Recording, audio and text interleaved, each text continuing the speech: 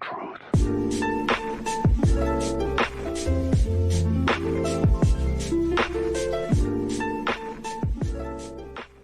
Bonjour à tous, on se retrouve aujourd'hui pour le moteur Inline 4 TSI, pour la suite du moteur Inline 4 TSI. Si vous n'avez pas vu la vidéo, je vous la mettrai ici en haut à droite pour que vous puissiez voir la première partie du démontage et la panne qu'il y avait eu dessus. On s'en était laissé à la fin où c'est que le bloc moteur était avec des grosses rayures à l'intérieur de l'alésage, enfin d'un alésage. Il y avait 3 pistons cassés, bref c'était des gros dégâts. Je ne savais pas si la cote réparation allait suffire. Sur ce moteur, c'est uniquement plus 0,5 mm au diamètre, donc ça faisait très peu, ça faisait 0,25 mm, et la rayure était très profonde, donc j'avais un doute de ce côté-là. J'ai amené le bloc moteur chez un rectifieur. Moi, je peux rectifier les culasses, voire les blocs moteurs, mais je peux pas faire l'alésage. Enfin, l'alésage, je pourrais le faire, mais c'est le rodage, on va dire, des cylindres. Bref, je suis pas vraiment équipé, il aurait fallu que je m'équipe et j'avais pas le temps pour ça. Donc je l'ai amené chez le rectifieur. Sur le moment, il était un petit peu comme moi, il n'a pas su me dire. Sans réaliser les cylindres, on ne pouvait pas savoir si ça passait. Et moi, je ne pouvais pas commander des pistons, même en cote plus grosse, sans savoir si ça allait passer. Donc ça a traîné un petit peu, enfin ça a traîné. Ils ont quand même fait du mieux qu'ils pouvaient. À chaque fois, c'était avant la date limite qu'ils me donnaient. Donc ça a pris du temps, mais ils ont quand même été très corrects. Je viens de récupérer le moteur, je vais vous montrer tout ça maintenant. Donc le bloc moteur, je l'ai récupéré. Pour ceux qui ont l'œil, vous aurez déjà vu qu'il a été surfacé sur le dessus. Et surtout, il a été réalisé. Donc ils ont fait un essai dans un premier temps de réalisage dans le cylindre qui était rayé, qui avait la grosse rayure. Et ça passait avec la cote réparation. Donc quand j'ai eu cette nouvelle, j'étais super content. Et mon ami encore plus. Donc du coup, j'en ai profité pour commander les 4 pistons que j'avais pas encore commandé. Donc il y a eu encore ce délai. Donc les pistons, bon ceux-là c'est des mâles ou malais ou je sais pas comment vous dites. J'ai choisi cette marque parce que je pense que c'est une bonne marque. Il y en avait des un petit peu moins chers mais j'avais pas confiance. Donc c'est une cote réparation 77,01. D'origine c'est du 76,5. Donc là 77 ça fait plus 0,5. Il y a aussi des réparations plus 0,25 mais je pense que ça passait pas avec la rayure et c'était plus cher et plus dur à trouver. Donc j'ai opté pour cela. C'est fourni avec les segments, l'axe de piston et les circlips, mais ça on verra un peu plus tard dans la vidéo. Donc du coup, le cylindre qui était rayé, c'était celui-là. Je vais vous mettre avec la lumière. Et là, du coup, on peut voir qu'il n'y a plus rien, c'est impeccable. Bon, je vais pas faire tout le tour, c'est un petit peu compliqué, j'ai pas le poignet à 360, mais les cylindres sont vraiment nickel, ils ont bien été refaits. Pour le moment, je suis très satisfait. Alors moi, j'avais demandé uniquement un réalisage des cylindres, si c'était possible. Donc ça avait un certain coût, j'en parlerai après. Et j'avais pas demandé le surfaçage du bloc, sauf qu'ils me l'ont fait.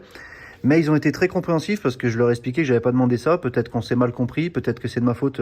Donc dans tous les cas, ils m'ont pas fait payer le surfaçage parce qu'on s'était mal compris. Donc c'est une entreprise qui est très commerçante. Moi personnellement, j'y suis allé. C'était une des premières fois que j'allais là-bas. Donc ça s'appelle VF Rectification à Saint-Etienne. Alors je leur fais de la pub gratuitement. Moi j'ai payé le prix normal, mais j'ai trouvé très correct.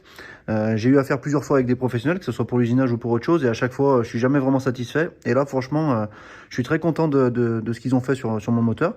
Bien sûr, on va mesurer pour contrôler, mais j'ai pas trop de doute là-dessus. Je pense que ça a été bien fait. Moi, je vais quand même contrôler pour être sûr dans la vidéo. Et du coup, pour le réalisage des 4 cylindres, ça m'a coûté 280 € environ. Bon, un petit peu moins, 279 TTC, bien sûr. Pour le surfaçage, c'était, il me semble, 140 € supplémentaires qui m'ont été offerts exceptionnellement parce qu'on s'était mal compris.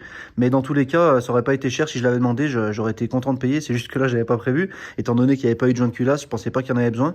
On mesurera aussi la culasse pour être sûr, mais je pense qu'il n'y a pas besoin de ce côté-là. Donc du coup, ce que je vais faire pour commencer, c'est que je vais mesurer de mon côté la cote qui a été mise précisément. Je leur ai demandé quand même l'information. Pour information, entre le piston et l'alésage, ils m'ont laissé une cote de 3 centièmes. À voir, je pense que c'est peut-être un petit peu faible, mais bon, c'est eux les professionnels. Pour la cote d'origine de 76,5, Volkswagen préconisait, je crois, 5 centièmes de tolérance. Donc, dans tous les cas, est-ce que ça pourrait être la solution pour une amélioration? Est-ce que c'était un petit peu trop? Est-ce que c'est à cause de ça qu'il y avait des problèmes? Je sais pas. La société qui m'a fait ça, c'est des professionnels, hein, c'est pas juste des usineurs, ils refont des moteurs régulièrement, tous les jours. Donc je pense leur faire confiance quand même. Il manquera quand même à vérifier le jeu des segments, mais ça on en parle après. Je commence par mesurer les alésages, j'ai pas des outils hyper précis, mais ça devrait le faire. Je vous montre ça juste après. Donc avant de tout remonter, ce que je vais faire, c'est que je vais mesurer les cylindres. Donc normalement, ça vient d'être fait par un professionnel, mais je vérifie quand même par conscience, professionnel on va dire. Je vais mesurer avec ces deux outils. Alors le top, ça serait d'avoir un alésomètre ou un micromètre 3 touches intérieur, pour ceux qui connaissent. Le 3 touches, ça fait 3 touches qui sont comme ça, et comme un micromètre mais d'intérieur. Ça vaut un petit peu cher, enfin ça vaut même très cher. J'en ai pas pour le moment. Un alésomètre, ça se met à l'intérieur, c'est un petit peu dans ce système-là, mais avec un comparateur au bout. Bon, je vais pas vous expliquer ça dans cette vidéo, mais ça sera encore mieux. Ça, j'en aurai un jour, mais bon, je peux pas tout acheter d'un coup, donc pour le moment, je l'ai pas encore. Donc cet outil, en fait, en dévissant ici en haut, ça va me desserrer les touches, voilà, ça va les écarter. Ici, en resserrant, donc elles sont libres comme ça. Je vais me mettre dans le cylindre, je vais serrer. Une fois que ça sera serré, que ça sera à peu près réglé, je vais vérifier en bougeant comme ça à l'intérieur du cylindre. Et une fois que j'aurai ma cote, je pourrai la reporter sur mon micromètre extérieur pour voir la cote exacte. Alors c'est sûr, ça fait un report. Ça peut varier de quelques centièmes malheureusement. Je vais essayer de le faire en plusieurs fois pour être le plus précis possible et le plus régulier. Je ne vais pas vous faire ça en caméra parce que ça serait trop long, mais je vous expliquer le système si vous avez compris. Donc voilà, je vais mettre ça à l'intérieur. Je mesure, en général je mesure en haut, en bas, dans un sens et puis dans l'autre. Si je vois que c'est régulier, je le ferai peut-être un petit peu moins pour les autres, pour mesurer au moins le diamètre. Ensuite on mesurera les pistons et on en déduira le jeu réel qu'il y a entre les pistons et les cylindres. Bon voilà, on se retrouve plusieurs minutes après, j'ai tout mesuré. Donc pour le cylindre numéro 1, j'ai mesuré dans ce sens-là pour en haut, dans ce sens-là pour en bas, dans l'autre sens pour en haut et dans l'autre sens pour en bas. À chaque fois, j'étais répétitif. C'est un outil qui est, comme je disais, qui est pas très précis, il faut faire attention comment on l'utilise. Et finalement, après, j'ai fonctionné à l'envers. Je l'ai calé à 77,05 parce que j'ai l'impression que c'est la cote que je mesurais.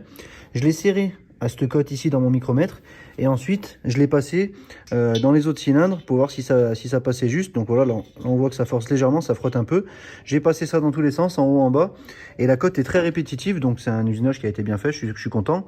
Bon, j'en doutais pas vraiment, hein, c'est quand même des machines professionnelles, mais au moins c'est vérifié. Je sais que ma cote est à ce diamètre là, donc 77,05. Maintenant on va mesurer les 4 pistons pour voir combien ils sont au niveau diamètre de piston, et ensuite on passera au réglage des segments, en tout cas à la mesure des segments, pour voir s'il faut les retoucher ou non. Donc j'ai mesuré les 4 pistons. Comme vous voyez sur le dessus ici, c'est écrit, alors je sais pas si ça se verra bien, 76 940, 76 94. Donc la théorie, j'ai bien mis 76 94 et je les ai tous mesurés à 76 96. Alors il y a toujours des centièmes qui se baladent, hein. Moi je suis pas parfaitement à 20 degrés, mais toutes les pièces sont à la même température, ça fait un petit moment qu'elles sont au même endroit ensemble, donc les cotes se correspondent, même si c'est pas... Enfin, la cote peut changer en fonction de la température, c'est ça que je veux dire. Je vais pas rentrer plus dans les détails. Ça me fait du coup un jeu réel de 9 centièmes, donc j'ai bien fait de mesurer parce que c'est pas ce qu'il m'avait dit, mais c'est pas grave, de 9 centièmes. Pour ces cotes, Volkswagen ne fournit pas les cotes de tolérance pour la cote réparation, parce qu'ils ne fournissent pas non plus de cote réparation en piston. Donc du coup, chez les fournisseurs, j'achète un piston, là j'ai acheté des pistons Mallet par exemple, ils m'ont pas donné non plus la cote, mais j'ai quand même déduit par rapport à la cote d'origine. Donc la cote de piston d'origine c'est 76,46, avec une usure maxi de 4 centièmes.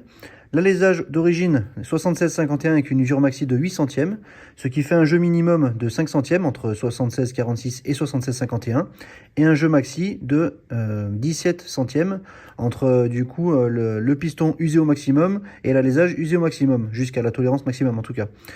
Donc 9 centièmes, je suis pile poil entre les deux, ça tombe bien, je suis largement bon, je suis même plus proche du jeu mini, en même temps c'est tout neuf, donc ça devrait être même encore plus proche de 5 centièmes. Mais je ne vais pas pouvoir refaire le moteur encore une fois, donc ça ira très bien comme ça, et de toute façon c'est très convenable. Donc pour ça, ça sera bon. J'en ai profité pour ouvrir les pistons, pour mettre les axes de piston au congélateur. Je ne vais pas les monter tout de suite, mais j'en profiterai de les descendre en température pour qu'ils réduisent en diamètre et qu'ils soient un petit peu plus faciles à monter. Peut-être que je chaufferai les pistons. Sur la notice Volkswagen, ils conseillent de les chauffer jusqu'à 60 degrés. Donc on verra d'ici là. Maintenant, le principal, ça va être de retirer les segments de chaque piston. Enfin, au moins d'un piston pour commencer, pour voir ce que ça donne en les mettant dans les cylindres. Donc je vais mettre le segment tout seul, chacun son tour, dans le cylindre, à peu près 10-15 mm du bord du haut, et je vais mesurer avec une jauge d'épaisseur le jeu qui reste entre les segments. Si c'est trop serré, c'est pas bon parce qu'en chauffant, ils vont venir en contact et ça va serrer le moteur. Et si c'est trop large, c'est que les segments sont pas bons. En théorie, c'est qu'ils pourraient être usés, mais là c'est neuf. Donc c'est là où on va voir la tolérance. Je fais pareil que pour les pistons, je note tout ça et puis on en reparle juste après. Donc comme je disais, j'ai démonté les segments. Alors je sais l'ordre que j'ai mis. Je les ai mis un par un dans les cylindres. Je les enfonce avec le piston comme ça à l'envers.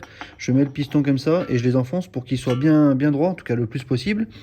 Je les enfonce d'un petit peu, on va dire 15-20 mm. Et ensuite je mesure l'espace qu'il y a ici à l'aide de cales comme ça. Donc je sais que pareil, j'ai pas pour ce diamètre là, mais j'ai pour le diamètre d'origine. Donc je sais que pour le segment du haut, il me faut entre 0,2 et 0,4 avec une limite à 1 mm pour les usures extrêmes. Pour le deuxième, entre 0,4 et 0,6, limite 1 mm aussi. Et pour le troisième, entre 0,2 et 0,8. Pour le troisième, j'ai déjà mesuré pour le cylindre 4, il est OK. Pour le deuxième, il est OK, mais il est limite avec 0,6, j'ai vraiment proche de 0,6. Et pour le premier, il est entre 0,4 et 0,45. Le 0,45, j'arrive pas à le rentrer jusqu'au bout, c'est-à-dire jusqu'à l'alésage. Et le 0,4, j'arrive à le rentrer. Donc je suis un peu limite pour cette cote. C'est pas très grave. J'aurais préféré que ça soit bien sûr entre cette cote, mais c'est pas non plus très grave. On est quand même encore très loin de la limite d'un millimètre. Et c'est beaucoup moins grave que d'être en dessous de 0,2. Bon, si j'étais en dessous de 0,2, j'aurais pu limer le segment et agrandir le jeu.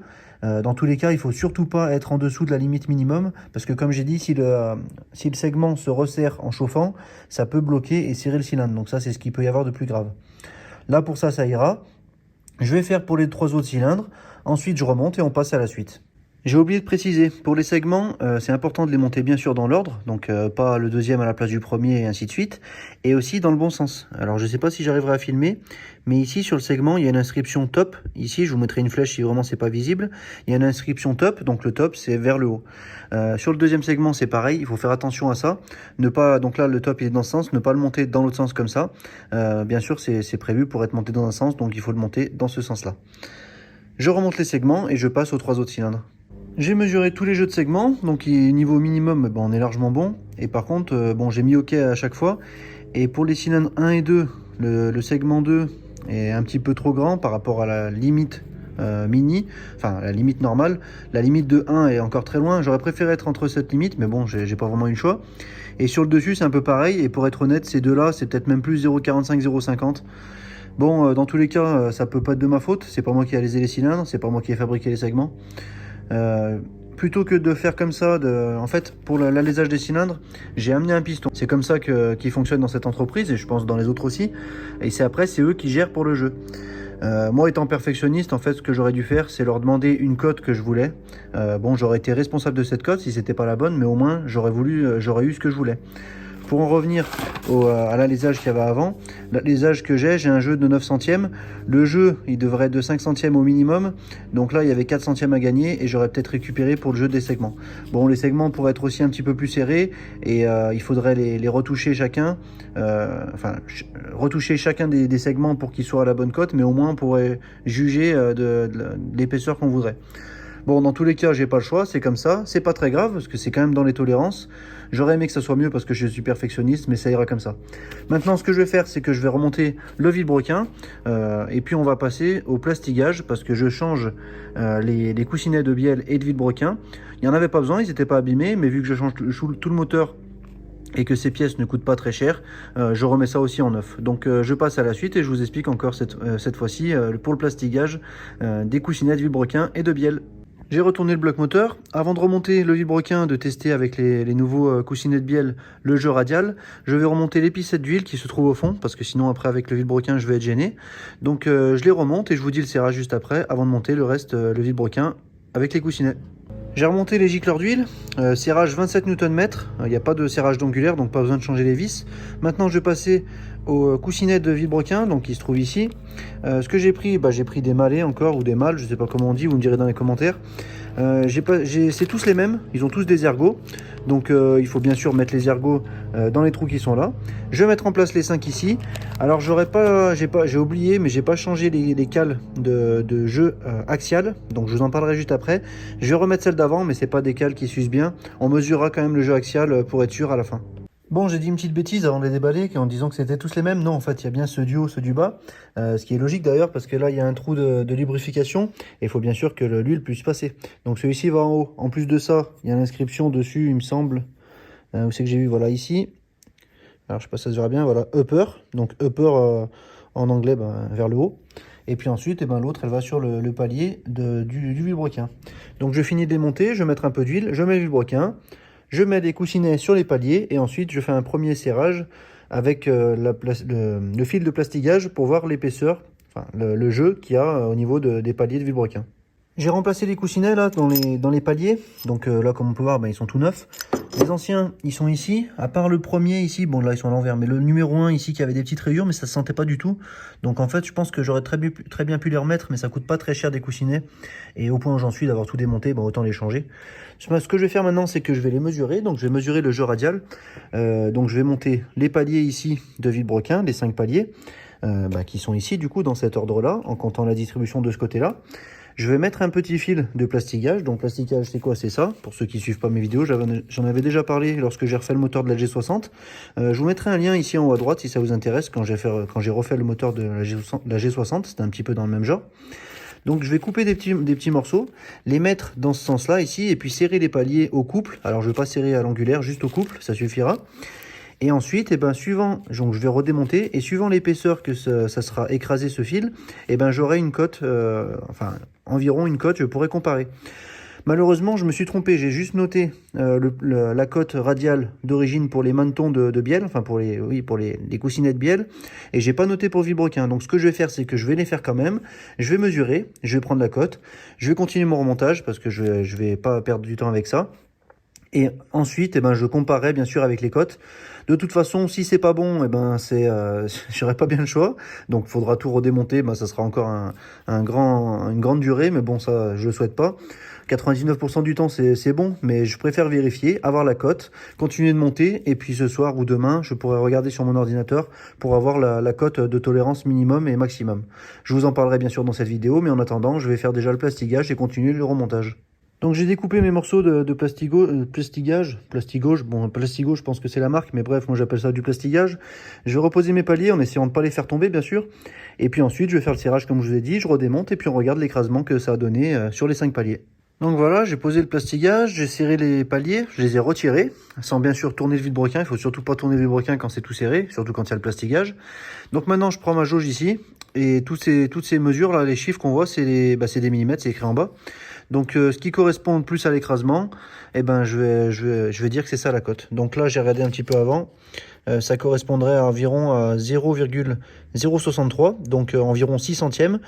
C'est un petit peu plus large, donc on va dire que c'est entre 0,5, entre 5 centièmes et 6 centièmes, peut-être un petit peu plus proche de 6 centièmes. Donc je vais mettre 6 centièmes parce que là c'est 0,63, comme ça je prends au pire. Donc on va dire 6 centièmes ici. Ici pareil. Ici, on est presque plus proche du 0,5. Voilà, on est presque plus vers 0,5. Donc on va dire 0,5, 5 centièmes pour celui du milieu. Ici, 0,6. Et ici, 0,6 aussi. Donc on est à peu près à 6 centièmes de partout, 5 centièmes au milieu. Ce que je vais faire, c'est que je vais nettoyer ça maintenant, avant de remonter définitivement les paliers. Normalement, c'est possible d'y laisser, c'est pas gênant, mais je préfère quand même y enlever au cas où, que ça fasse pas des résidus qui bloquent des arrivées d'huile, par exemple. Donc je vais nettoyer ça, et puis je remonte les paliers, et on passe à la suite. J'ai remis en place les paliers de Vilebrequin définitivement. Le Vilebrequin il tourne facilement, mais pour être honnête, j'ai pas serré les vis au couple encore. Alors là j'ai mis 30 Nm, je sais que c'est plus, mais comme pour le plastigage, j'ai pas été dans la rubrique du Vilebrequin, donc je sais pas le couple encore. Mais c'est pas grave, ça me permet de continuer de pouvoir remonter. Là le Vilebrequin il bouge pas, que ça soit serré à 30 ou à 50 Nm, ça sera tout en place quand même de la même façon, c'est juste que les vis sont moins serrées. Mais je vais pas remonter le carter d'huile tout de suite, donc je peux continuer le remontage du reste en attendant de savoir le couple de ces vis. Dans l'idéal, maintenant, je voudrais remettre le carter ici qui vient là avec le joint SPI, mais sur ce moteur, ce joint a aussi la cible du point Moreau qui vient ici, avec le capteur qui est juste là, et elle est emmanchée de force. Il faut la monter avec un outil, et il faut que le vilebrequin soit au point Moreau. Pour qu'il soit au point Moreau, il faut qu'il y ait les pistons. Malheureusement, j'ai pas envie de laisser le moteur ici pour travailler dessus, j'aimerais le remettre sur le support moteur.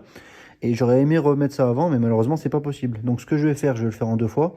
Je vais remettre le support moteur, mettre le moteur sur le support moteur du coup, et puis continuer en mettant les bielles, les pistons, tout ça. Et puis ensuite, quand j'en serai au bon moment, que j'aurai mis la culasse, je pourrai remettre ce carter grâce au calage du point Moreau et grâce à l'outil spécifique pour l'emmancher. Je vous montrerai ça un peu plus tard dans cette vidéo, mais en attendant, je continue avec autre chose.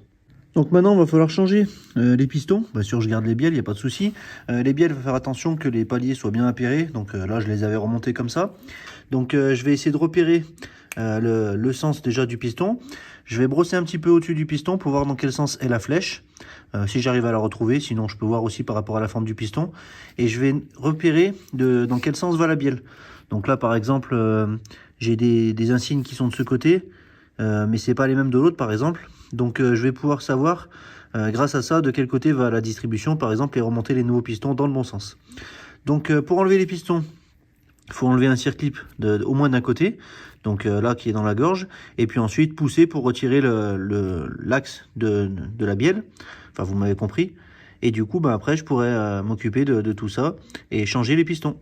Bon, plutôt que de m'embêter à chercher la flèche sur le dessus, de toute façon comme vous voyez le creux il est uniquement dans un sens, donc le piston va dans le même sens là pour le neuf et l'ancien, et je sais que sur le neuf il y a la flèche ici pour la distribution, donc je sais que la distribution est vers ma gauche, donc du coup je sais que la distribution est de ce côté-là où il y a le signe Volkswagen. De l'autre côté, il n'y a pas de Volkswagen, comme ça me donne un bon repère. Donc je sais que le signe Volkswagen, il est du côté de la distribution. Donc je vais enlever le circlip, je vais essayer de vous montrer ça. Donc je vais déjà en enlever un et je vous montrerai sur le prochain une fois que j'aurai un peu mieux compris le système. Bon, finalement, j'ai pas filmé, mais il n'y a rien de compliqué, c'est juste un clip comme ça. Donc un clip qui est ouvert de ce côté-là. Et puis en fait, il y a une petite gorge ici, donc j'ai passé mon outil comme ça dedans et je l'ai fait sauter en mettant ma main dessus pour pas qu'il parte trop loin. Le plus compliqué c'est de les remettre, et là par contre je vous filmerai. Comme ça vous verrez comment c'est un petit peu chiant à mettre. Enfin, j'espère que j'aurai un peu de chance, mais on verra. Donc maintenant, pas forcément besoin d'enlever le clip de l'autre côté, même si on pourrait le faire aussi. Et le but maintenant c'est de sortir l'axe, donc de le pousser pour le sortir de l'autre côté, pour enlever le piston, désolidariser pardon, le piston de la bielle. Donc là, d'après ce que j'ai compris, c'est monté serré sur le piston. Donc je vais faire un montage sur la presse, et puis comme ça, je pourrai sortir l'axe un petit peu plus délicatement. Bon, j'ai parlé trop vite. J'ai pris une petite douille comme ça, qui est rentrée dedans sans gêner par le clip. Et juste en poussant à la main, l'axe est sorti. Donc il était peut-être un peu usé. J'espère que le neuf se mettra aussi facilement. En plus, il est au congèle depuis hier, donc il devrait avoir réduit en diamètre et devrait être un peu plus facile à monter, en tout cas j'espère. Donc c'est parti, cette fois-ci je vous mets sur le trépied et je vous montre comment je monte le piston. Je vais mettre un petit coup de chiffon sur la bielle, mais bon, pour moi ça sert à rien que ça soit tout neuf, hein. De toute façon ça sera plein d'huile dans 1 heure après que ça aura démarré. Mais je vais quand même nettoyer un petit peu, juste la frotter un petit peu avec un chiffon, histoire que ça soit un peu propre, et enlever la vieille huile, enfin le plus gros de la vieille huile. J'ai mis le premier circlip du côté. Alors j'ai pas de technique spéciale, mis à part de le mettre un peu en travers, enfin de le mettre à moitié. Je vous montrerai peut-être sur le prochain piston, mais ça marche que d'un côté. Bon, là je l'ai mis. Maintenant ce que je vais faire, c'est que je vais mettre l'axe, je vous mets sur le trépied, et puis on essaye de le faire ensemble. Je vais chercher un axe au congèle, et puis j'essaie de le mettre le plus rapidement possible avant qu'il se réchauffe.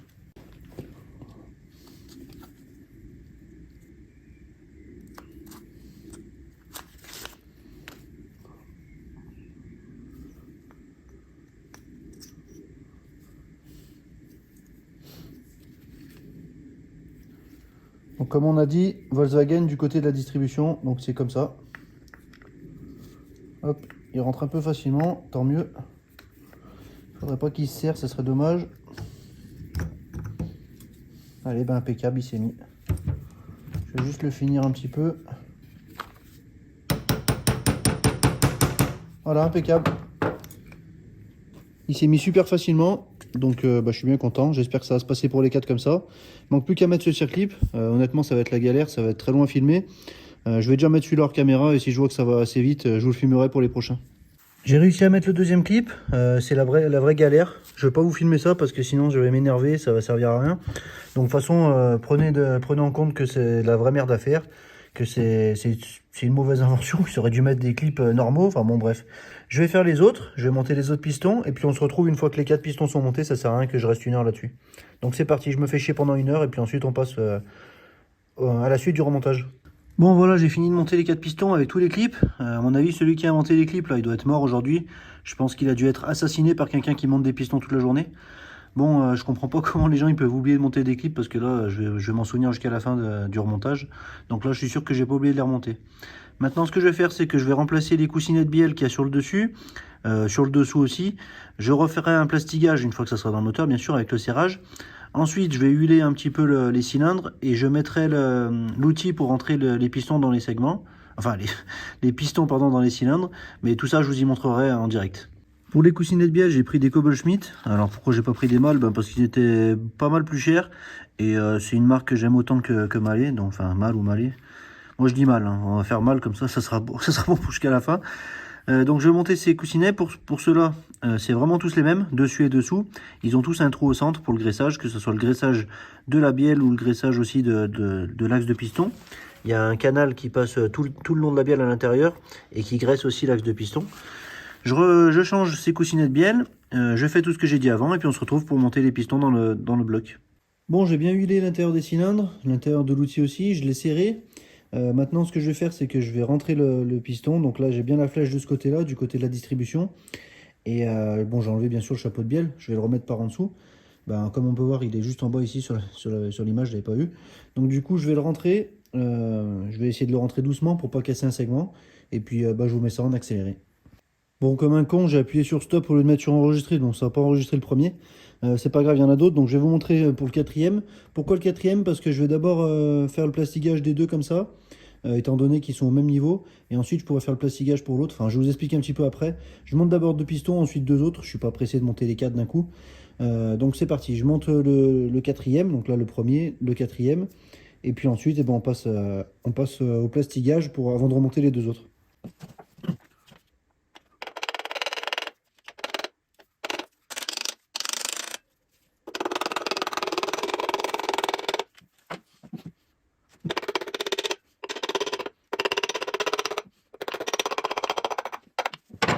Voilà, le cylindre 1 et 4 sont montés. Je vais tourner un peu le moteur pour pouvoir mettre les chapeaux de bielle. Et avant de mettre les chapeaux de bielle, mettre les pastilles, enfin le fil de plastigage comme j'ai fait sur le vilebrequin.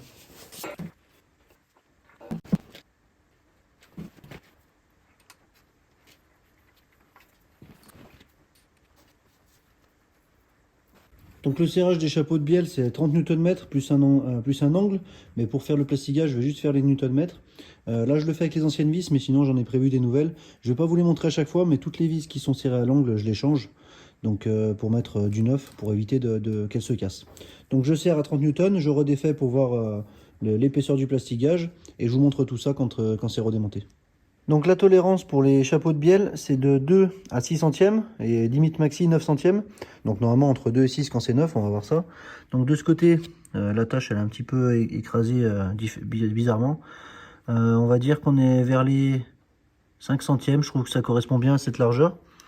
Et de ce côté, pareil, donc 5 centièmes, donc je suis entre 2 et 6 centièmes. Donc je suis bon pour ce côté-là. Je vais nettoyer ça, remonter les chapeaux de bielle à l'angle et au couple avec les nouvelles vis. Et ensuite, je refais pareil avec les deux autres cylindres. Pourquoi j'ai pas fait en même temps? Parce qu'il ne faut pas tourner le vilebrequin lorsqu'on fait le plastigage. Et comme vous voyez, l'accès pour les autres, il aurait été plus compliqué. Donc, je préfère faire comme ça. Deux d'abord et ensuite les deux autres. Bon, c'est peut-être un petit peu plus long et encore que c'est pas sûr. Je vais pas vous filmer tout ça, c'est un peu rébarbatif. Je nettoie ça comme j'ai dit, je remonte les chapeaux de bielle définitivement. Ensuite, je vous dirai pour les chapeaux de palier de vilebrequin, j'ai noté tout ça. Et je vous reprends juste après pour vous expliquer ça. Bon, je pensais pas vous reprendre si tôt, mais j'ai un petit problème. Donc là, comme vous voyez, j'ai fait le plastigage pour les deux bielles du milieu. Pour la bielle numéro 2, du coup, je suis à peu près à 0,06. Ouais, 0,06, bon, ça pourrait le faire. C'est un peu plus gros que les deux autres. Mais alors là, pour la bielle numéro 3, j'ai même réessayé de remettre le palier, de le resserrer une deuxième fois. Et là c'est complètement pas bon, là. Donc là, je suis à 0,12, voire même plus gros. La limite maxi, c'est 0,09. Donc là, je suis vraiment pas bon. Est-ce que je peux... Donc, comme on peut voir, le menton, il n'est pas abîmé. Les coussinets sont neufs. Est-ce qu'il y a un défaut sur les coussinets? Est-ce qu'il y a quelque chose qui s'est mis ici entre le palier et la bielle? Je sais pas. Je vais essayer de mettre un coup de soufflette ici, de nettoyer un petit peu le chapeau de bielle, de resserrer une troisième fois. Mais bon, je voulais vous montrer que c'est pas inutile de faire ça parce qu'on peut tomber sur des problèmes. Et là, un jeu anormal ici, ça peut entraîner une chute de pression d'huile et c'est pas bon pour le moteur. Donc là, ce que je vais faire, c'est que je vais nettoyer de ce côté. De ce côté, ça sera bon, je pourrai remonter avec les vis neuves. Et de ce côté, soit je vais le changer, soit je vais le laisser, mais je pense que je vais le changer, le plastigage. Je vais nettoyer comme j'ai dit et refaire encore un serrage. Si c'est encore pas bon, eh ben, je remettrai peut-être des coussinets de bielle les plus propres qu'il y avait avant. Peut-être que c'est ces coussinets de bielle qui ont un problème. En tout cas, je verrai en essayant ça. Bon, la bonne nouvelle, c'est que j'ai trouvé le problème. La mauvaise nouvelle, c'est que je suis embêté pour autre chose. En fait, les chapeaux de palier sont inversés par rapport aux moulures qui sont sur la bielle. Donc en fait, dans les remettant dans ce sens, là en plus il y a le marquage orange qui correspond bien, ici aussi. Mais je comprends pas pourquoi. Donc en fait, les chapeaux de bielle étaient bien sur la bonne bielle, mais ils étaient inclinés, on va dire, de 180 degrés. Donc ça vient sûrement de moi, parce que moi j'avais pensé mettre tous les marquages dans le même sens et toutes les moulures des bielles dans le même sens. Malheureusement, je me rends compte qu'en fait, c'est pas le cas sur ce moteur. Donc là, comme on voit, les 38, ils sont gravés dans l'autre sens, mais toutes les bielles ont les moulures dans le même sens. Donc je vais regarder de mon côté comment je fais. S'il faut que je redémonte, je redémonterai les pistons, c'est pas un souci. Mais il faut que je sache dans quel sens ça se monte. Je me renseigne et je vous tiens au courant sur ce que j'ai décidé. En attendant de réfléchir, j'ai refait le plastigage avec les chapeaux dans le bon sens, ce coup-ci. Donc là déjà, ça ressemble un peu plus à quelque chose. Et on est plus vers les 5 centièmes, encore une fois. Et là, voilà, là on est un petit peu plus. On est entre 6 centièmes et 5 centièmes. Donc ça correspond déjà plus à la réalité. Donc la bonne nouvelle, c'est que le jeu pour les manetons de bielle sont bons avec les nouveaux coussinets. J'ai remarqué qu'en fait, les bielles, quand on achète des bielles neuves, j'ai regardé dans le manuel, quand on achète des bielles neuves, on peut les mettre dans n'importe quel sens, c'est-à-dire dans ce sens-là ou dans ce sens-là. C'est le piston qui est important d'être avec la flèche du côté de la distribution. Et le maneton de la bielle doit être bien dans le même sens. Comme je viens de dire avant, ils étaient inversés. Donc en fait, moi, je me retrouve avec les gravages 38, là, comme on peut voir ici, qui sont inversés entre le cylindre 1 et cylindre 4, cylindre 3 et cylindre 2. Donc j'ai sûrement inversé les bielles. Dans le fond, c'est pas grave, parce qu'en fait, elles n'ont pas de sens, elles sont symétriques. Donc je pourrais continuer de remonter comme ça. Malheureusement, moi je suis difficile. Donc je vais redémonter les pistons avec les bielles, retourner les pistons 2 et 3 des bielles, réassembler dans le bon sens pour avoir tous les gravages 38 dans le bon sens. Je vais pas vous passer ça en vidéo parce que c'est une erreur de ma part, enfin une erreur que j'aurais pu quand même garder. Mais je vais quand même laisser, pas laisser comme ça, justement, je vais quand même y changer. Je vais pas vous y filmer, mais je vous refilmerai une fois que ça sera tout remonté avec les manetons gravés dans le bon sens. J'aurais pas besoin de refaire le plastigage étant donné qu'il est bon et on pourra passer tout de suite à la suite. Et au serrage aussi des chapeaux de vilebrequin où je sais la valeur, je vous dis ça juste après. Bon voilà, j'ai fait mon changement. Donc j'ai tout serré les bielles, enfin les vis de bielle qui sont neuves à 30 Nm plus 90 degrés. Là comme on peut voir ça correspond bien de ce côté là. Les gravages 38 ils sont tous dans le bon sens. Malheureusement les bielles sont pas moulées dans le même sens. Donc comme on peut voir il y a cette forme là, ici c'est pareil, mais pour les autres sur les côtés, ce sera pas le même moulage. Enfin, c'est ce que j'ai expliqué avant, je pense que vous avez compris. Pour les vis de palier de vilebrequin, 50 Nm plus 90 degrés, ça c'est fait. Et maintenant, je vais retourner le moteur, on va passer au moteur. Sur le dessus, vous pouvez aussi contrôler que tous les pistons sont bien dans le même sens. Bon, on voit plus les flèches parce que c'est un peu sombre, mais vous voyez bien que la forme est pareille, donc j'ai bien remis tous les pistons dans le bon sens. Maintenant, ce que je vais faire, c'est que je vais passer à la culasse. La culasse, je vais la reposer dessus. Avant de la reposer, je vais mesurer la planité avec une règle, c'est le minimum. Je compte pas la démonter, je compte pas démonter les soupapes ni les guides de soupape, enfin pas les guides, pardon, les joints de queue de soupape, même si je les ai dans la pochette de joints, mais ça va rajouter beaucoup de temps, sachant que c'était pas un problème sur ce moteur-là. Donc on va quand même vérifier la planité de la culasse, et puis ensuite on la remonte avec le joint de culasse neuf, et les vis neuves aussi. Pendant que j'y pense, le plastigage pour le vélo, normalement c'est 0,3, enfin c'est 3 centièmes à 5 centièmes quand c'est neuf, et jusqu'à 13 centièmes limite d'usure. Donc là on peut voir que je suis un peu usé pour du neuf, sachant que c'est des coussinets neufs. Mais bon, c'est comme ça, encore une fois j'ai pas bien le choix, mais au moins je sais la cote. Je suis quand même loin de la limite d'usure maximum quand même, mais je suis au-dessus de la limite du neuf. Bon c'est pas grave, ça restera comme ça va très bien. Maintenant place à la culasse. Bon, pour la culasse, dans un premier temps, j'ai gratté avec ça pour le plan de joint, pour enlever le résidu de joint de culasse. Je mettrai peut-être un coup de ponçage si je sens des aspérités à la main, mais là, pour le moment, ça a l'air d'être bon, je verrai après. Là, pour le cylindre numéro 4, j'ai commencé à le brosser avec une petite perceuse, enfin une visseuse comme ça, histoire de nettoyer un peu. C'était le cylindre le pire, où c'est qu'il y a le plus de calamine, c'était celui où le piston était cassé et où il manquait le morceau, parce que ça aussi était cassé, mais le morceau était encore présent. Donc du coup, c'était le cylindre le pire. Je vais brosser les trois autres, histoire de faire un petit coup de propre. Ensuite, je regarderai, comme j'ai dit, les aspérités. Si jamais il y a quelque chose, je mettrai un petit coup de ponçage très fin. Et puis ensuite, on vérifiera pour la planéité de la culasse, voir si c'est bon. Normalement, il n'y a pas de souci, mais vaut mieux quand même vérifier pour être sûr. Un petit peu comme les coussinets de bielle où j'ai failli faire une erreur. Mais heureusement, j'ai vérifié plusieurs fois et c'est bien monté maintenant. Bon, la culasse est nettoyée. Je l'ai toute brossée, on va dire, au niveau des soupapes. J'ai enlevé bien les résidus de joint. Ce que j'ai fait aussi, c'est que j'ai tout soufflé pour enlever les résidus qu'il y avait. Il manquera bien sûr à remettre un petit coup de chiffon avant de la mettre. Et ce que j'ai fait, c'est que j'ai pris une règle, donc quelque chose qui est très droit. Je l'ai mis le long comme ça, bon je l'ai mis droite hein, là avec une main, elle est en biais. Et du coup j'ai mesuré l'écart qu'il y avait entre du coup la culasse et la règle, en tout cas où c'est qu'il y avait des écarts. J'ai mesuré à plusieurs endroits. J'ai passé avec ma cale de 2 centièmes, donc c'est vraiment très peu, hein. Je crois que la tolérance c'est 5 centièmes ou même plus. Mais je voulais voir avec 2 centièmes, et 2 centièmes ça passe pas. Je vais pas vous montrer avec la cale, ce serait pas très visuel. Par contre je vais mettre la lumière, et comme vous allez voir avec la lumière, on va voir où c'est qu'elle peut être déformée. Ça peut paraître énorme comme ça en regardant, mais en fait c'est pas du tout si énorme, parce que la cale de 2 centièmes ne passe pas. Donc là par exemple si je me mets là, on peut voir que voilà, il y a un petit peu de lumière au milieu. On peut voir qu'elle fait un petit peu le creux au milieu, mais la cale de 2 centièmes passe pas. C'est pareil à tous les niveaux. Donc on va dire qu'elle est légèrement bombée comme ça, avec un creux on va dire au milieu. Mais c'est pas très grave parce que c'est largement dans la tolérance. Donc à ce niveau-là, moi ça m'ira très bien. Je vais reposer le joint de culasse neuf avec les vis neuves de culasse. Et puis la culasse bien sûr qui est encore complète. J'ai pas enlevé les poussoirs avec les soupapes, enfin les poussoirs oui, les culbuteurs. Donc je vais remonter ça comme ça, on fait le serrage de la culasse ensemble, et après on passe à la suite du remontage. Le jaune culasse neuf il est là, donc c'est un Ajusa, pour ceux qui veulent savoir. L'épaisseur je sais pas, je l'ai pas trouvé. Bon, il n'y avait pas de façon 15 choix pour ce moteur. Donc l'épaisseur dans tous les cas, la culasse n'a pas été rabotée, le bloc quasiment rien. Donc ça devrait aller très bien à ce niveau-là. Là je l'ai mis en place, je vais aller chercher la culasse, je vous mets sur le trépied, puis on la met ensemble sur le moteur en, en accéléré, ou je sais pas, je verrai comment je vous le mets en vidéo.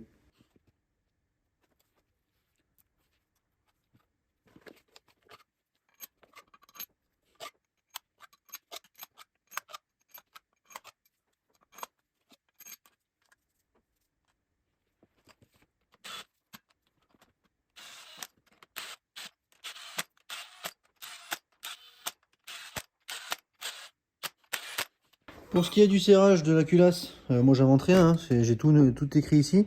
Donc soit en kilos par mètre, soit en LBFT, en pounds par pied, enfin bon bref, vous avez compris.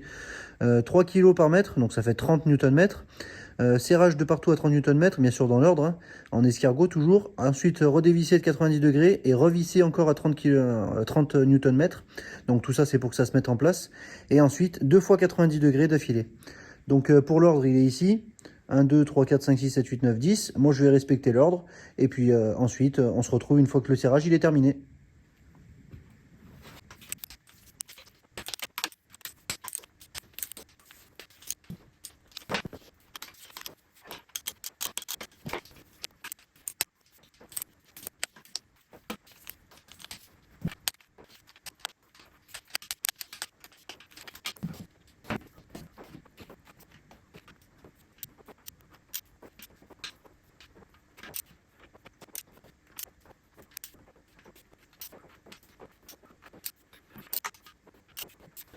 Et voilà, ce sera bon pour le serrage de la culasse. Donc 30 Nm une première fois, redesserrage.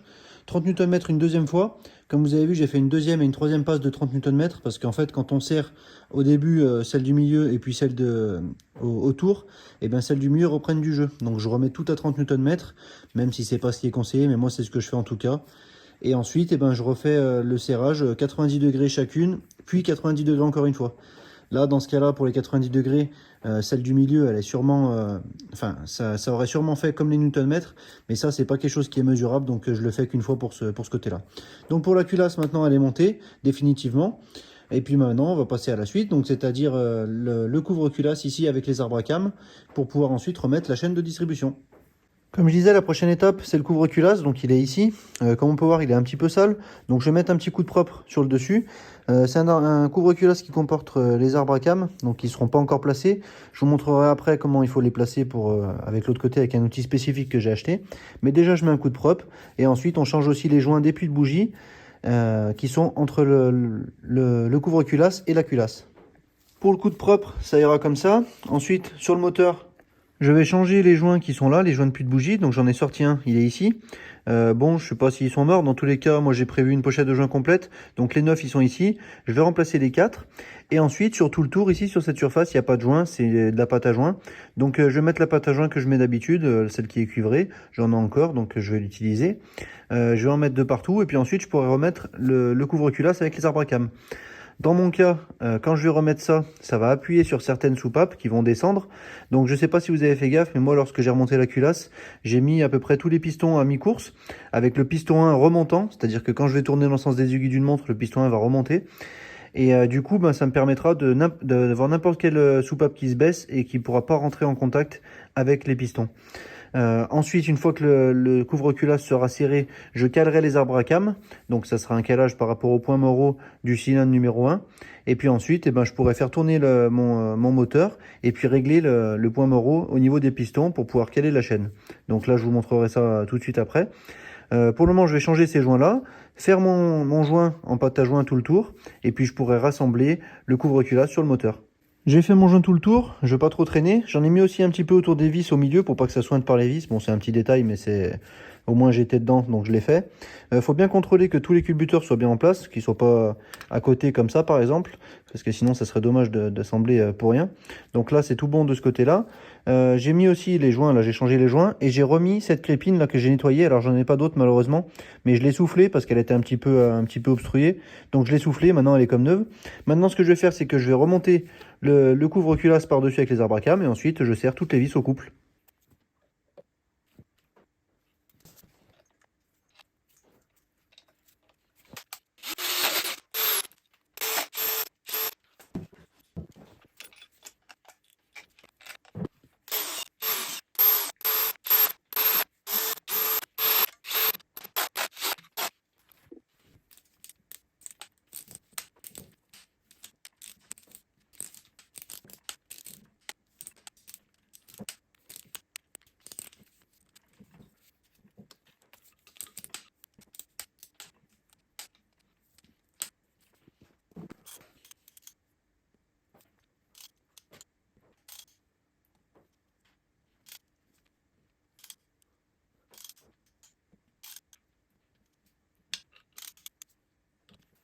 Et voilà, j'ai serré le couvre-culasse. Donc toutes les vis à 10 Nm. Il n'y a pas d'ordre de serrage, en tout cas pas sur la notice Volkswagen, sur la revue technique Volkswagen, pardon. C'est écrit qu'il faut serrer à 10 Nm pour toutes les vis et 90 degrés pour les grandes, donc qui sont à l'extérieur. Et c'est pas écrit 90 degrés pour les petites. Donc j'ai fait comme c'est dit, comme ça il n'y a pas de problème. Je regretterai pas ce que j'ai fait parce que c'est ce qui est indiqué. Comme on peut voir ici, le joint il a débordé un peu. Bon, on l'en voit pas trop. Il a débordé un peu, pas trop.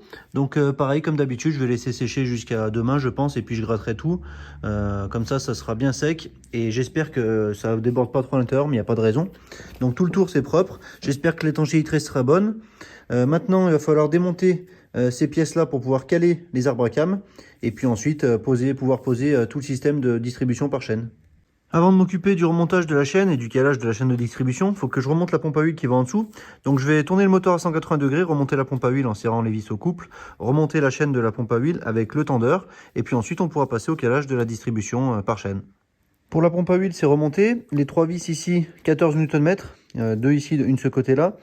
Les deux vis qui sont là, 8 Nm, c'est pas beaucoup. Et il y a le petit tendeur comme ça qui tend la chaîne. Donc impeccable, là c'est tout bien tendu. Comme avant, j'ai rien changé de ce côté-là. Donc je remets le moteur dans le bon sens et puis on passe au calage de la chaîne de distribution. Donc pour le calage des arbres à cam, il faut défaire les deux caches en plastique qui sont de ce côté. Comme on peut voir ici, il y a des petits trous. Alors c'est pas très éclairé, je suis désolé, j'ai pas la lumière. Il y a des petits trous ici et ici. Et du coup, avec cet outil spécifique, donc avec les ergots, eh ben, il faut l'insérer. Et puis pour pouvoir, eh ben, bien sûr, caler les arbres à cam en fixe. Donc là, ils sont pas calés comme il faut. Donc il va falloir que je les tourne et que je mette l'outil en place. Et je vous reprends une fois que c'est fait de ce côté-là. Bon voilà la pièce, enfin l'outil, il est rentré bien comme il faut. Donc là, ça cale les arbres à cam. Et ensuite, eh bien sûr, comme vous en doutez, il faut caler le vilebrequin. Donc pour caler le vilebrequin, il faut 7 piges, mettre ça 7 piges dans le cylindre numéro 1, donc là-bas au fond. Et puis faire tourner le vilebrequin jusqu'à ce que l'aiguille soit au plus haut. Donc c'est ce que je vais faire maintenant. Je vais vous y filmer, comme ça vous verrez en même temps que moi. Bon, j'ai du mal à vous filmer tout entier, le moteur. Mais du coup, je vais faire tourner le moteur dans le sens des aiguilles d'une montre jusqu'à ce que le piston numéro 1 il aille en haut. Et dès que l'aiguille elle arrêtera de monter, qu'elle commencera à redescendre, et ben c'est que je serai au point mort. Donc c'est parti, je vais vous montrer ça en direct.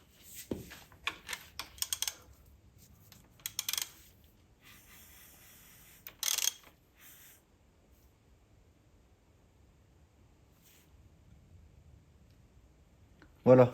Donc là, je suis passé de l'autre côté, elle est redescendue. Donc je vais me remettre au niveau du plus haut. Et ensuite, eh ben, ça sera calé au point mort.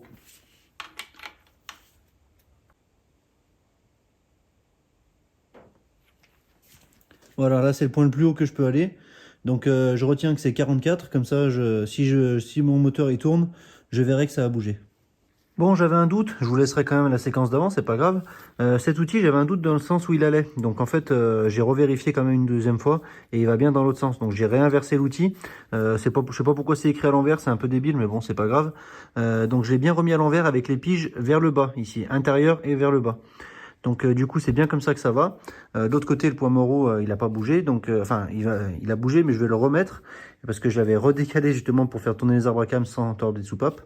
Donc, je vais remettre le point Moreau et puis ensuite, on pourra installer la chaîne. Donc, j'ai réinstallé la chaîne avec les guides. J'ai réinstallé cette poulie. Cette poulie n'est pas serrée. L'autre est encore serrée. Alors, je vous déconseille de faire comme ça. Moi, celle-ci, elle n'avait pas été desserrée. Je l'ai laissée comme ça. Si la personne d'avant a fait la chaîne comme il faut, ce que je vais vérifier bien sûr, il n'y aura pas besoin de la refaire. Sinon, il faut libérer les deux poulies en haut pour qu'elles puissent tourner librement autour de l'axe. Et ensuite, là, ce que je vais faire, c'est que je vais enlever la goupille. Enlever la goupille ici du tendeur en retenant le patin, bien sûr, ça va tendre la chaîne. Et normalement, ça devrait tout se mettre en place. Alors celle-ci, il faut la desserrer. Moi, je le fais exceptionnellement, je le fais pas, ça m'évite de changer cette vis. Cette vis, je la change. Et comme ça, je vais pouvoir la resserrer au couple. Alors j'étais obligé d'en enlever une des deux pour enlever la chaîne, donc c'est pour ça que j'ai fait comme ça. Je vais tendre le tendeur, la chaîne va se tendre. Ce que je vais faire, c'est que je vais serrer au couple celle-ci, donc c'est 50 Nm celle-ci, 40 Nm celle-là, sachant que celle-ci a un pas à l'envers. Et ensuite, une fois que j'aurai vérifié une deuxième fois, en faisant des tours moteurs, que les outils se remettent bien et que je suis encore au point Moreau, tout ça, et ben à ce moment-là, il faudra faire un serrage à 90 degrés angulaire pour les deux. Bon, enfin, surtout pour celui-ci, sauf si celle-ci, je dois la démonter. Je fais tout ça et puis je vous reprends juste après. Donc j'ai défait le tendeur, donc là la chaîne est tendue. J'ai fait mon premier serrage ici à 50 Nm. Maintenant ce que je vais faire, c'est que je vais retirer l'outil de l'autre côté, faire mes tours moteurs comme une distribution classique. Et puis ensuite, je vais replacer l'outil là-bas et je vais voir si tout correspond ici. Et si c'est bien au point Moreau ici, donc c'est-à-dire 44. Donc c'est ce que je vais revérifier tout de suite. Donc là j'ai fait mes deux tours moteurs. Je suis revenu ici à 44. Le réglage c'est plus ou moins 1/100 ici, donc c'est ça, je suis toujours au point Moreau. Et maintenant de l'autre côté, je vais essayer de remettre cet outil pour voir, normalement il devrait rentrer. Alors comme on peut voir, les trous sont bien positionnés environ où il faut. Et cet outil devrait se mettre sans force. Du coup voilà. L'outil se met impeccablement bien, donc nickel. Ça veut dire que mon moteur est calé. Je vais refaire quand même un essai parce que je suis toujours du genre à vérifier 2 fois, hors caméra. Mais là déjà c'est bon, donc je suis content. Pour le calage de la distribution, ça sera bon. Et maintenant, après, on pourra passer à la suite. Après avoir vérifié 3 fois, je suis sûr que j'ai bien fait ma distribution. Donc je suis bien content, j'ai pas eu besoin de démonter celle-ci. C'est que ça a été bien fait aussi avant, donc c'est une bonne nouvelle.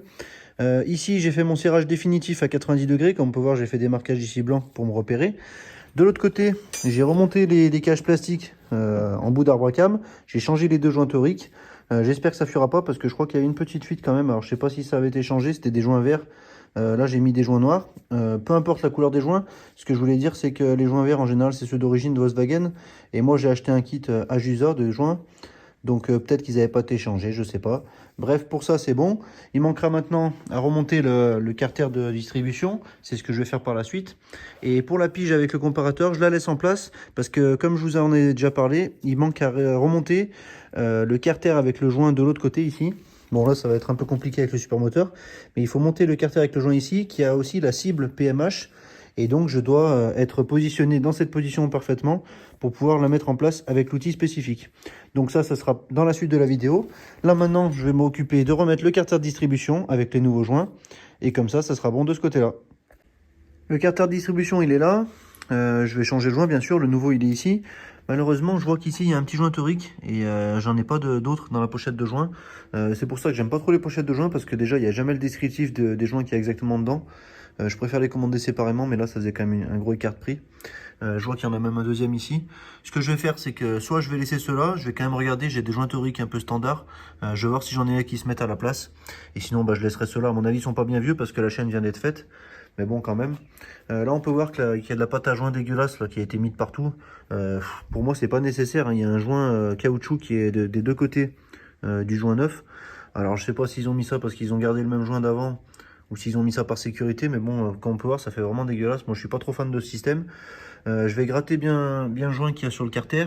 Je vais le nettoyer un peu, faire un coup de propre, un peu comme j'ai fait pour le reste, pour la culasse par exemple, pour le couvre-culasse, pardon. Je vais faire un coup de propre, je mets le nouveau joint, puis on met ça en place ensemble après. Voilà, j'ai nettoyé le carter distribution. Bon, j'ai fait un petit nettoyage rapide.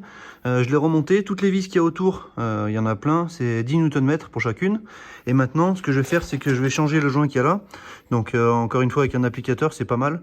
Je vais le mettre en place et puis ensuite, on passe de l'autre côté du moteur. J'aimerais mettre le carter avec la scie point Morrow. Malheureusement, il va falloir démonter le support moteur. Bon, bah, je vais le faire parce que dans tous les cas, il faut mettre le carter d'huile en dernier. Donc, je monte ce joint, je mets le moteur sur la grue d'atelier et ensuite on passe de l'autre côté pour le carter avec la cible point Morrow. J'ai installé la grue.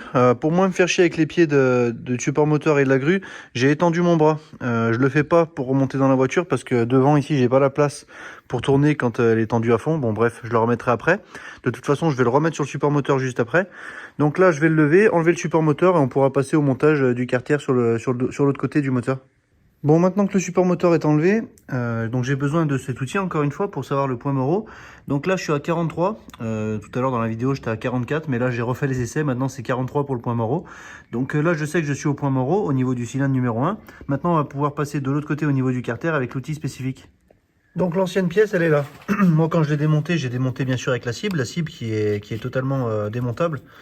Si j'arrive à l'attraper, voilà, comme ça. En fait c'est juste quelque chose qui est pris autour de l'anneau du vilebrequin et le joint spi est derrière. Donc quand on veut changer le joint spi, on est obligé de changer ça. À moins d'avoir l'outil pour pouvoir le remettre bien en place et devoir le remettre, mais bon, à ce moment-là autant le changer. Moi dans mon cas je vais quand même récupérer le capteur point Morrow parce que j'ai pas besoin de le changer de ce côté-là. La nouvelle pièce, elle est ici. Donc là, comme on peut voir, il y a cette pièce qui permet de solidariser dans le bon emplacement la cible avec le carter. Donc voilà, c'est un espèce de petit outil avec deux pions qui permettent de centrer ici et ici pour la cible, pour les avoir ensemble. Donc je le remets pour le moment, je le renlèverai après. Et ici, on a l'outil spécifique. Donc ça peut faire un peu bizarre comme ça. Mais en gros, cet outil, il va se visser dans cette pièce. Il va tenir la cible en place. Et il va aussi permettre de se visser à l'intérieur de la vis du vilebrequin et pouvoir tout pousser en même temps pour pouvoir tout aligner et pour pouvoir rentrer le joint spi et la cible bien dans l'axe en ayant bien pris soin d'avoir d'être au point Morrow comme avec l'outil, le comparateur que je vous ai montré juste avant. Donc je mets tout en place et puis ensuite je mets tout sur le moteur. Je vous filmerai pour la mise en place. Bon, je me rends compte en me réécoutant que mes explications étaient peut-être un petit peu trop rapides. Je vais vous en parler un petit peu plus. Donc, comment ça fonctionne grossièrement, hein, bien sûr, je ne vais pas vous dire dans le détail. Il y a des tutos sur Internet si vous voulez voir un petit peu plus. Ici, il y a un petit pion, comme on peut voir, qui est fixe et qui va permettre de se loger ici dans la cible. Donc, ça va permettre déjà de positionner la cible par rapport à l'outil. Et ensuite, ici, il y a trois vis, trois systèmes de vis ici.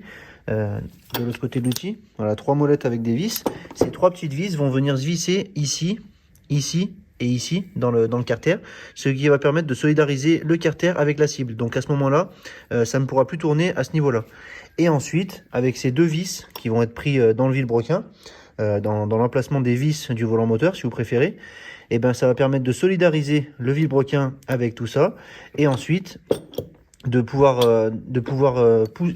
visser cet écrou, ce qui va pousser le carter autour du vilebrequin et de le mettre en place. Bien sûr, il faut mettre des vis de guidage en bas, c'est conseillé. Donc de toute façon, je vous montrerai tout ça quand ça sera en place et avant de le mettre définitivement sur le moteur. Donc voilà, le joint, la platine avec le joint et la cible sont tout mis. Donc là, c'est tout positionné. Quand on peut voir les trois petites molettes ici, elles sont serrées dans le carter, comme je disais. On peut plus voir le pion, mais il est bien placé dans la cible. Donc là, ça peut plus bouger. Maintenant, ces deux vis noires qu'on voit au centre, enfin en haut et en bas, elles vont venir se visser ici et ici à l'intérieur du vilebrequin. Et grâce à ça, grâce au contact, ça va pouvoir commencer à rentrer à l'intérieur. Donc là, je vais mettre tout ça en place. Et puis ensuite, on se reprend sur le trépied pour quand je rentre le joint spi. Peut-être que je mettrai en accéléré si c'est un peu trop long. Donc avant de le mettre en place, j'ai dévissé ici au maximum. Ça m'a permis de repousser la partie noire. Alors je sais pas si on verra bien, mais là c'est tout vissé dans le vilebrequin à l'aide des deux vis, des deux trous qu'il y a ici. Donc là c'est en place. Le point Morrow il est toujours bon. Par contre, j'ai encore du jeu dans ce sens-là, donc il faut faire attention à ça. Et pour faire attention à ce jeu-là, je vais mettre des vis, donc ici et ici pour pouvoir guider le carter bien droit et avoir quelque chose de le plus précis possible. Donc je mets ces vis et puis ensuite on le rentre en vissant cet écrou ici, ça va tout pousser. Bon, bien sûr avec les vis ça va guider et ça va tout pousser, ça va se mettre en place tout seul. Donc je vous filme tout ça sur le trépied. Donc voilà, j'ai mis 2 vis au contact et du coup il y a quasiment plus de mouvement. Donc bien sûr c'est le jeu des vis. Donc c'est parti, maintenant il ne reste plus qu'à visser cet écrou, je vous mets sur le trépied, on le fait ensemble.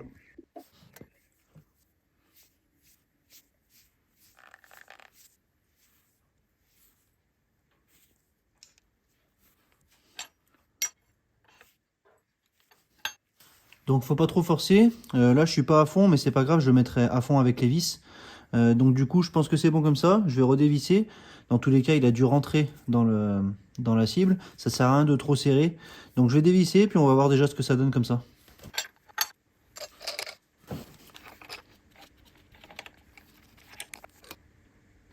Donc je sais pas si ça se verra bien à la caméra, voilà. La cible elle est bien rentrée à ras du vilebrequin. Donc je vais quand même continuer de serrer un petit peu vers les vis. Mais je sais pas si la cible doit rentrer un peu plus. Je vais couper la vidéo ici et puis je vous tiens au courant, je vais regarder un petit peu plus de mon côté. Bon bah j'ai regardé, tout va bien. J'ai resserré toutes les vis autour à 14 Nm. 14 ou 12, je sais plus. 14 Nm je crois. J'ai remis bien sûr le capteur avant d'être coincé parce qu'après pour le remettre par ce trou ça doit être compliqué. Donc là tout est bon de ce côté là. La cible, en fait ce que j'ai fait c'est que j'ai enlevé ce plastique là, le guide du joint de l'outil. Je me suis dit c'est peut-être ça qui bloque. Je l'ai remonté, j'ai essayé de resserrer un peu plus, ça serrait pas plus. Donc je pense que c'est très bien comme ça.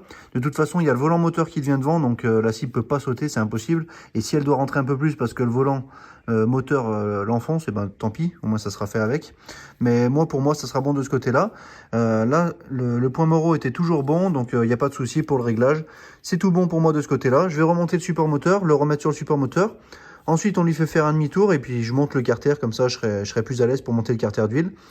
Je vous retrouve une fois que c'est sur le moteur est remonté sur le support moteur. On se retrouve avec le moteur sur le support moteur, retourné à 180 degrés pour pouvoir remettre le carter d'huile comme il faut. Pour le carter d'huile, il n'y a pas de joint, enfin il y a un joint, mais c'est pas un joint papier, c'est un joint comme je fais d'habitude avec ma pâte à joint. Donc ce que je vais faire, c'est que je vais déjà nettoyer le carter, le montrer d'abord. Il n'est pas en super état niveau propreté. Et ensuite, je fais le joint, je le remets en place, on resserre tout au couple, et puis le moteur sera définitivement fermé. Enfin, en tout cas, le gros du moteur sera définitivement fermé. Il restera un petit peu tous les accessoires qui vont autour. Donc le carter d'huile, le voilà. Bon, quand je disais qu'il était sale, il n'est pas si sale que ça finalement. Bon, c'est normal qu'il y ait de l'huile à l'intérieur. Je vais vider l'huile, rincer un petit peu l'intérieur, histoire de faire un petit peu plus propre. Je vais surtout gratter tout l'ancien joint ici pour faire un plan de joint qui est propre et puis pas avoir de résidus à l'intérieur qui passe, pour pouvoir bien sûr refaire mon nouveau joint. Je nettoierai aussi un petit peu l'extérieur, mais il est dans un état correct en fait. Je pensais à un autre carter que j'ai aussi de côté. Donc je nettoie ça, je fais un coup de propre. Je mets le joint dessus, je vous montre avant de mettre le carter et ensuite on le remet sur le moteur avec le serrage au couple de toutes les vis du carter moteur. Le carter est nettoyé, j'ai passé la pâte. Encore une fois, j'en ai un petit peu trop mis, mais bon, c'est pas grave, ça va le faire. De toute façon, le moteur va pas démarrer tout de suite, donc la pâte aura le temps de sécher et elle ira pas se locher dans l'huile. Du coup, je remets en place le carter sur le moteur, je resserre toutes les vis et puis on se retrouve une fois que c'est refermé. Et voilà, le carter est remonté, j'ai serré toutes les vis, tout le tour à 12 Nm. Je sais plus si c'est 10 ou 12. Bon bref, il faut les serrer quand même pas très fort pour que le joint soit bien régulier. Bon là dans ce cas-là c'est de la pâte à joint. Comme on peut voir ça dépasse un petit peu. C'est pas grave, bon c'est un petit peu marque de fabrique on va dire. Dans tous les cas il va falloir le laisser sécher. Le moteur va pas démarrer tout de suite. Il faut bien faire attention lorsque le carter d'huile a des fixations de boîte, que ça soit bien aligné avec le carter moteur. Donc là j'ai mis une règle ici avant de serrer, ici et de l'autre côté, pour pouvoir bien mettre de niveau le carter, pour pas que ça force lorsque je vais serrer ou qu'il y ait un décalage et que ça mette la boîte de travers. Bon, je pense que vous m'avez compris. Donc là je vais remettre le moteur à l'endroit et puis on va voir déjà à quoi ça ressemble. J'ai remis le moteur dans le bon sens. Pour finaliser avec cette vidéo et pour pas prendre trop de risques à partir de maintenant, je vais commencer à remettre les bougies. Ça évitera qu'il y ait quelque chose qui tombe dans les cylindres. Du coup, pour les bougies, voici la référence si ça vous intéresse. C'est la référence d'origine en NGK. Donc je vais les remettre en place et comme ça évitera qu'il y ait quelque chose qui puisse rentrer dans les cylindres. Ça serait dommage à ce point-là de la vidéo de faire tomber quelque chose dedans. Donc je mets les bougies en place, je les serre et puis ensuite, ça sera bon pour cette vidéo.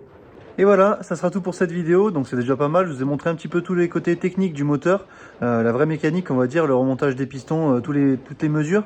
J'espère que ça vous aura plu. N'hésitez pas à laisser un like si c'est le cas, à vous abonner pour ne pas louper la suite. Dans le prochain épisode, je finirai de monter tous les accessoires sur ce moteur et puis je remonterai le moteur dans le Touran. On verra comme ça comment ça redémarre, la différence avec avant. Je vous dis à bientôt dans la prochaine vidéo. Salut!